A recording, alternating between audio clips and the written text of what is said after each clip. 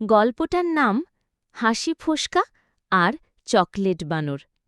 একটি ছোট্ট গ্রামে থাকত হাসি ফোসকা নামে একটি বুদবুদ। ফোসকা খুব দুষ্টু আর সব সময় খেলায় মগ্ন। একদিন সে বাগানে ঘুরছিল আর দেখল একটি চকলেট বানর। বানরটি বলল, আমি চকলেট খেতে চাই, তবে কেউ যদি আমাকে চুম্বন না দেয় আমি নাচব। ফোসকা হেসে বলল, চুম্বন দিয়ে দেখাই। বানরটি লাফ দিয়ে ঘুরতে লাগল।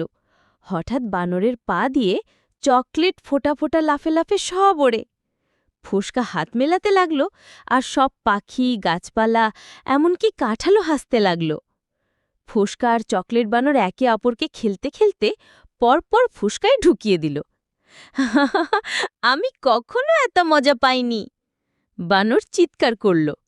ফোসকাও হেসে বলল, চলো প্রতিদিন এমন মজার দিন বানাই। সেই দিন থেকে হাসি ফোসকা আর চকলেট বানর মিলেই গ্রামের সব জায়গায় হাসির ঝড় তোলে।